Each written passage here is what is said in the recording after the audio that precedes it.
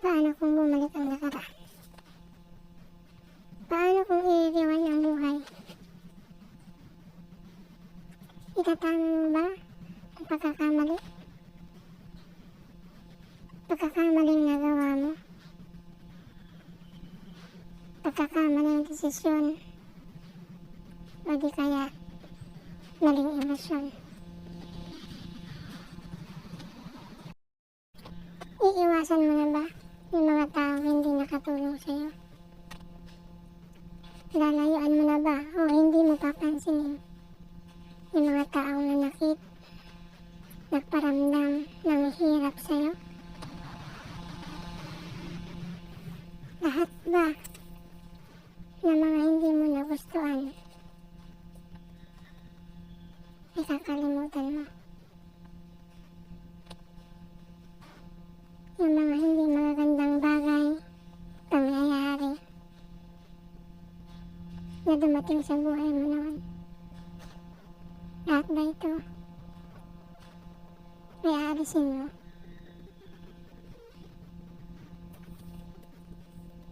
Para ngayong kasalukuyan, yung buhay mo ay masaya, walang hirap naranasan, at higit sa lahat, hindi ka nahihirapan. Pero kung iisipin mo, kung hindi mo naranasan ang mga paghihirap, sakit,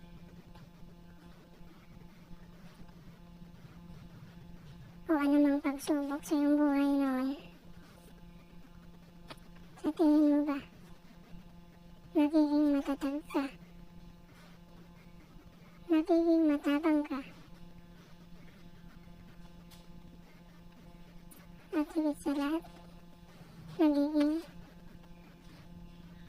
handa ka sa lahat ng mga bagay na dadating sa buhay mo. Kaya kung ano man ang mga nangyari nung nakaraan, ito ay isang pagsubok, ito ay isang nagbibigay aral para sa atin, para sa iyo, para itong kasalukuyan, alam na natin kung ano ang ating gagawin. Alam natin kung paano tayo magre-react sa mga bagay-bagay na darating. Kaya kung ano man ang mga nangyari noon na hindi maganda sa buhay natin, kalimutan na natin. Pagtuunan natin ng pansin yung hinaharap. Maging handa tayo sa lahat ng